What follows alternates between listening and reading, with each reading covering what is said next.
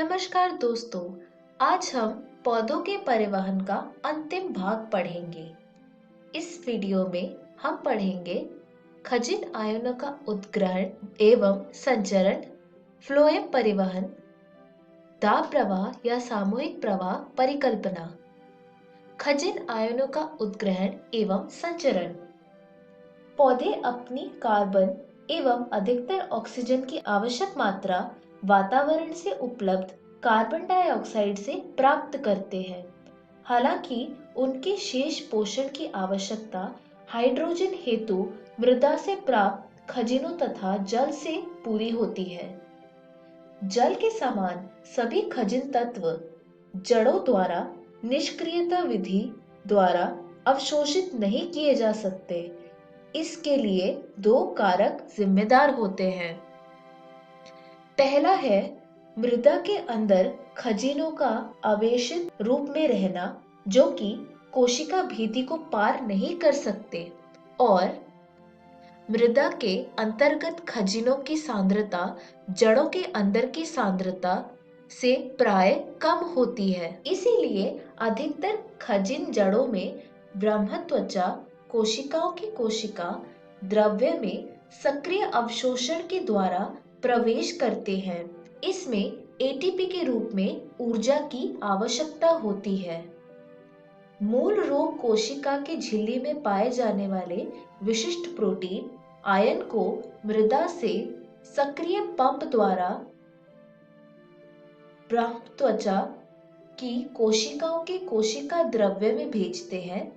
सभी कोशिकाओं की भांति अंतःत्वचा में भी कोशिका की झिल्ली में कई परिवहन प्रोटीन पाए जाते हैं। वे कुछ विलेय को झिल्ली के आर पार आने जाने देते हैं, लेकिन अन्य को नहीं। आयन का सक्रिय उद्ग्रहण मूल में जल विभव प्रवणता के लिए अंशतः जिम्मेदार होता है। अतः परासरण द्वारा जल के प्रवेश के लिए भी कुछ आयन ब्रह्मत्वचा कोशिका में निष्क्रिय रूप से भी संचलन करते हैं। मूल रोम कोशिका की झिल्ली में पाए जाने वाले विशिष्ट प्रोटीन आयन को मृदा से सक्रिय पंप द्वारा बाह्य त्वचा की कोशिकाओं की कोशिका द्रव्य में भेजती है। सभी कोशिकाओं की भांति अंतःत्वचा में भी कोशिका की झिल्ली में परिवहन प्रोटीन पाए जाते हैं। वे कुछ विलेय को झिल्ली के आर पार आने जाने देते हैं, लेकिन अन्य को नहीं। खजिन आयनों का उद्ग्रहण। अंतःत्वचा की कोशिकाओं के परिवहन प्रोटीन नियंत्रण बिंदु होते हैं, जहां पौधे विलेय की मात्रा एवं प्रकार को जाइलम में पहुंचाते हैं तथा समायोजित करते हैं। खजिन आयनों का स्थानांतरण। जब आयन सक्रिय या निष्क्रिय उद्ग्रहण से या फिर दोनों ही सम्मिश्रित प्रक्रिया के माध्यम से जाइलम में पहुंच जाते हैं, तब उनका परिवहन पादप तने एवं सभी भागों तक वाष्पोत्सर्जन प्रवाह के माध्यम से होता है। खजिन तत्वों के लिए मुख्य कुंड पौधों की वृद्धि का क्षेत्र होता है, जैसे कि भंडारण अंग, तरुण पत्तियां, विकासशील फूल, फल एवं बीज, और शिखाग्र एवं पार्श्व विभाज्योतिक। जो पदार्थ प्राय त्वरित संचारित या संगठित होते हैं वे हैं फास्फोरस, सल्फर, नाइट्रोजन और पोटेशियम। कुछ तत्व संचारणात्मक कारक होते हैं, जैसे कि कैल्शियम। इन्हें पुनः संगठित नहीं किया जाता है। जाइलम साब्र का विश्लेषण यह दर्शाता है कि कुछ नाइट्रोजन अकार्बनिक आयनों के रूप में तथा इसका अत्यधिक भाग कार्बनिक एमिनो अम्ल तथा संबंधित कारकों के रूप में धोए जाते हैं। इसी तरह फास्फोरस एवं सल्फर भी कार्बनिक यौगिकों के रूप में पहुंचाए जाते हैं। इसके अलावा जाइलम एवं फ्लोएम के बीच भी पदार्थ का आदान प्रदान होता रहता है। अतः हम स्पष्ट रूप से अंतर नहीं कर पाते हैं कि जाइलम केवल अकार्बनिक पोषकों का परिवहन करता है तथा फ्लोएम कार्बनिक पदार्थों का, जैसा कि पहले विश्वास किया जाता था। फ्लोएम परिवहन। आहार मुख्यतः शर्करा वाहिका ऊतक के फ्लोएम द्वारा उद्गम से कुंड की ओर परिवहनित किया जाता है। सामान्यतः स्रोत को पौधे का वह हिस्सा माना जाता है जहां आहार संश्लेषण होता है, जैसे कि पत्तियां और कुंड। कुंड यानी सिंक। यह वह भाग है जहां भोजन एकत्र होता है, लेकिन यह स्रोत और कुंड अपनी भूमिकाएं मौसम एवं जरूरत के अनुसार बदल भी सकते हैं। जड़ों में एकत्र की गई शर्करा वसंत के आरंभ में आहार का स्रोत बन जाती है। इस समय पादपों पर नई कलियां कुंड का काम करती है। प्रकाश संश्लेषण साधनों की वृद्धि एवं परिवर्धन हेतु ऊर्जा की आवश्यकता होती है। चूंकि स्रोत और कुंड का संबंध परिवर्तनशील है, अतः गति की दिशा ऊपर या नीचे की ओर अर्थात दो तरफा हो सकती है। जाइलम के साथ ये विपरीत है, जहां गति सदैव नीचे से ऊपर की ओर एक दिशा में होती है।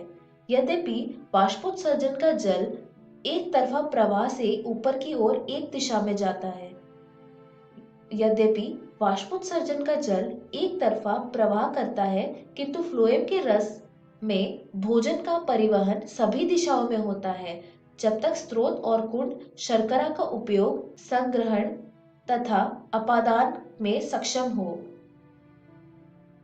फ्लोएम रस में मुख्यतः जल और शर्करा होते हैं, लेकिन अन्य शर्कराएं, हार्मोन तथा अमीनो अम्ल आदि भी फ्लोएम द्वारा स्थानांतरित होते हैं। दाब प्रवाह परिकल्पना। परिकल्पना स्रोत से कुंड की ओर शर्करा के स्थानांतरण के लिए आवश्यक स्वीकृति क्रियाविधि को दाब प्रवाह परिकल्पना कहते हैं। ये कुछ इस तरह होता है। पहले, स्रोत पर ग्लूकोज जो प्रकाश संश्लेषण द्वारा बनता है वो संश्लेषित होता है। फिर उसे शर्करा यानी एक डाइसैकेराइड में बदल दिया जाता है। फिर यह शर्करा सखी कोशिकाओं में तथा बाद में सक्रिय परिवहन द्वारा जीवंत फ्लोएम चालान नलिका कोशिका में संचरित होती है। फिर स्रोत पर लादन यानी लोडिंग होती है कि यह प्रक्रिया लोडिंग की प्रक्रिया होती है। इसमें फ्लोएम में एक अतिपरासारी अवस्था को पैदा करती है। फिर निकटवर्ती जाइलम जल परासरण के द्वारा फ्लोएम में चला जाता है। उसके बाद परासरणी दाब यानी ऑस्मोटिक प्रेशर उत्पन्न होता है। जब परासरणी दाब फ्लोएम में बनता है तो फ्लोएम रस निम्न दाब के क्षेत्र में चला जाता है। कुंड पर परासरणी दबाव निश्चित रूप से इस समय घटना चाहिए। फ्लोएम रस से शर्करा को बाहर करने तथा उस कोशिका तक एक जहां शर्करा ऊर्जा स्टार्च या सेलुलोज में बदल दी जाती है, ले जाने के लिए सक्रिय परिवहन आवश्यक होता है। जैसे ही शर्कराएं हटती है, परासरणी दाब घटता है और जल फ्लोएम से चला आता है। इस वीडियो में हमने सीखा खजिन आयनों का उद्ग्रहण एवं संचरण, फ्लोएम परिवहन, दाब प्रवाह या सामूहिक प्रवाह परिकल्पना, और इस तरह हमारा पौधों में परिवहन अध्याय समाप्त होता है। धन्यवाद।